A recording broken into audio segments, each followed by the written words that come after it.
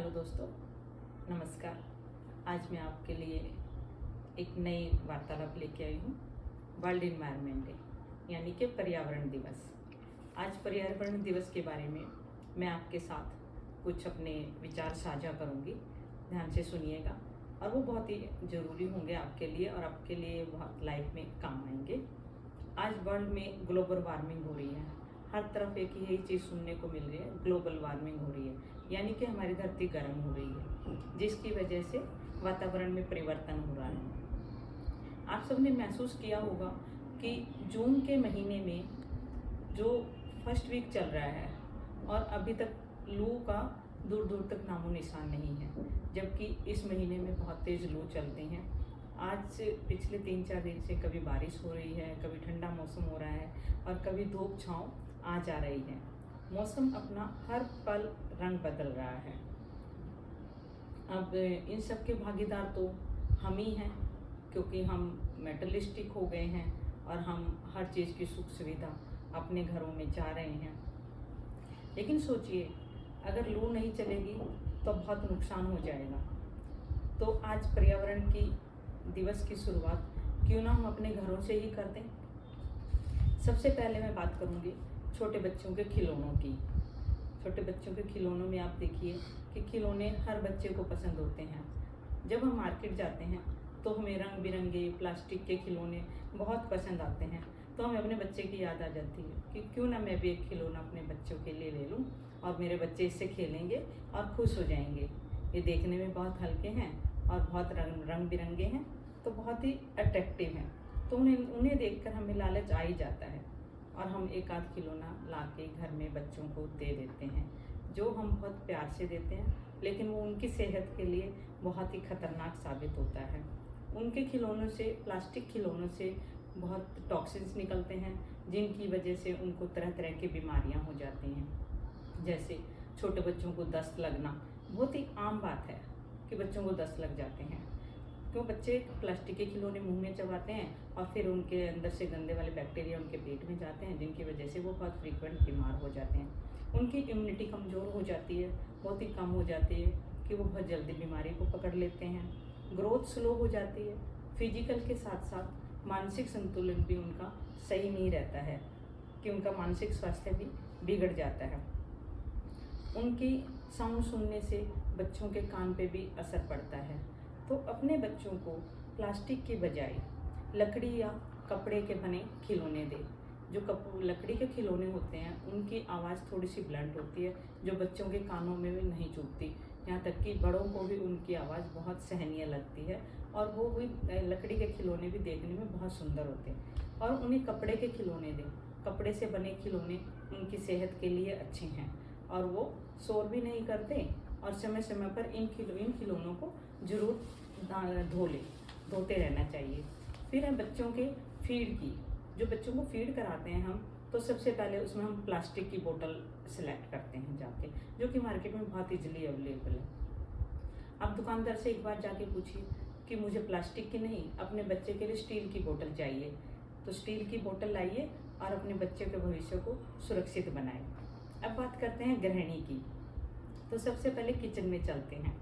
सबसे पहले आपकी किचन से टपरवेयर और जो प्लास्टिक, सैलो, जितनी भी कंपनियों के प्लास्टिक आपके किचन में रखे हैं उनको स्टील से रिप्लेस करें।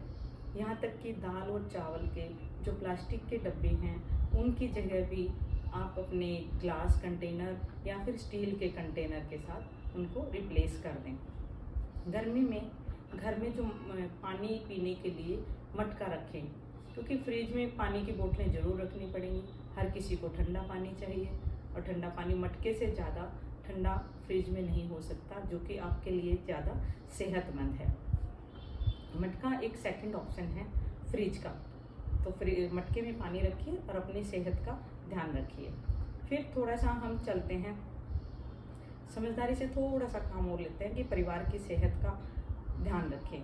अपने ऑफिस में देखा होगा कि ज़्यादातर लोग जो है प्लास्टिक के टिफ़िन में खाना लाते हैं, क्योंकि वो इजीली माइक्रोवेव हो जाता है, टाइट बंद हो जाता है, उसमें से खाना गिरता नहीं है। तो बहुत सारे उसके फ़ायदे नज़र आते हैं हमें, जो कि हमें सामने दिखते हैं, लेकिन उसके नुकसान उसके नुकसान जो हमारी सेहत के ऊपर होते हैं उनकी तरफ तो ध्यान हमारा जाता ही नहीं है। तो अपने प्लास्टिक के डब्बों को, अपने टिफ़िन को रिप्लेस करें स्टील के साथ। तो प्लास्टिक हटाओ, पर्यावरण को बचाओ का नारा अपनाएं। अब बात करते हैं प्लास्टिक की थैली की। बहुत अच्छा लगता है कि जब हम बाजार जाकर खाली हाथ जाते हैं और बहुत सारा सामान थैलियों में भर के घर लेके आ जाते हैं। इसकी जगह आप ऐसा ये घर में सिला हुआ कपड़े का थैला रखें। ये थैला मैंने ही सिला था, अभी तो थोड़ा सा टाइम कम है, लेकिन मैंने एक ही बार में 5-6 थैले सिल के रख दिए थे। तो जो भी बच्चे भी मार्केट जाते हैं और हस्बैंड भी मार्केट जाते हैं तो मैं उनको ये थैले पकड़ा देती हूँ और वो बहुत ईजिली, बहुत गर्व के साथ इनको लेके जाते हैं। वो बिल्कुल प्लास्टिक घर में नहीं लेके आते। तो ऐसे ही प्लास्टिक के थैले आप अपनी गाड़ियों में, अपने स्कूटर की डिक्की में, अपने लंच बॉक्स में, लंच बैग में और अपने पर्स में फोल्ड करके ज़रूर रखें, क्योंकि आपको नहीं पता कि कब हमें मार्केट से क्या सामान खरीदने के लिए लाना पड़े घर में, और ये ज़रूरी चीज़ें आप इसमें कपड़े के थैले में ला सकते हैं। तो प्लास्टिक को प्रोत्साहन बिल्कुल ना दें, प्लास्टिक को अपने घर से हटा दें और अपना जीवन सुरक्षित बनाएं। अब आता है रेडीमेड फूड, जैसे समोसा, टिक्की, चाउमीन, गोलगप्पे, मोमोज, ये सबको पसंद होते हैं और आए दिन घरों में आते ही रहते हैं। अगर आप खुद मार्केट से जाकर सामान ला रहे हैं तो आप अपने टिफ़िन साथ लेके जाएं, उसमें बिल्कुल भी शर्म ना करें। आप अपना लंच बॉक्स भी अपने ऑफिस लेके जाते हैं तो ऐसे ही लंच बैग में अपने टिफ़िन बंद करके डालें और बच्चों को भी प्रोत्साहित करें कि वो दुकानदार से जाके उसमें सामान डलवा के लाए, ताकि आप अपनी सेहत का ध्यान रख सकें और अपनी सेहत के बारे में सोचिए और प्लास्टिक से नाता तोड़िए। फिर आता है बिजली, कार्बन उत्सर्जन। कार्बन उत्सर्जन धरती को गर्म करने में बहुत ही अहम भूमिका निभाता है, तो आप उसमें भी अपना योगदान दे सकते हैं। आप अपनी फैमिली के साथ फैमिली टाइम एक घंटे का फैमिली टाइम रखिए, जिसमें कि शाम को अपने परिवार के साथ बैठिए, अपने बच्चों से बात कीजिए। उस टाइम में आप सारे घर की लाइटें बंद करके सिर्फ एक कमरे में बैठे, उसी कमरे का एसी चलाएं, उसी कमरे की लाइट ऑन करें और अपने बच्चों के साथ वो सारी बातें साझा कीजिए जो आप उनको बताना चाहते हैं, और अपने बच्चों की सुनिए जो आपके बच्चे आपको बताना चाहते हैं। तो इससे क्या होगा कि आपकी बिजली बच जाएगी, आपका कार्बन उत्सर्जन होने से बचेगा। फिर आती है बात कपड़ों की। कम कपड़े खरीदें। कपड़े कम खरीदेंगे तो कपड़ों का नेचुरल लालच सभी को आ जाता है। अब कम कपड़े खरीदने का मतलब ये नहीं कि आप बिल्कुल ही ना खरीदें। आप अच्छे कपड़े खरीदें और जितने कपड़े घर में आएंगे उतना ही वो वॉशिंग मशीन में धुलेंगे, उतना आपका सर्फ, पाउडर, आपकी बिजली इकोनॉमिकली सभी जाता है, पर हम उसको उतना उस तरफ ध्यान नहीं देते हैं। तो हम कपड़े एज यूजुअल खरीदते रहते हैं, जिससे उनकी मैन्युफैक्चरिंग प्रोडक्ट बढ़ेगा, कच्चा माल मार्केट में बढ़ेगा, तो वो भी एक तरह से हमारी धरती के ऊपर एक्स्ट्रा बर्डन है। फिर आती है बात कारपूलिंग की। कारपूलिंग करें, तो कारपूलिंग को ज़रूर एक दूसरे के साथ शेयर करें और पब्लिक ट्रांसपोर्ट का यूज़ करें, जिससे कि आपका जो पोल्यूशन बढ़ता है धरती पर वो कम हो जाएगा।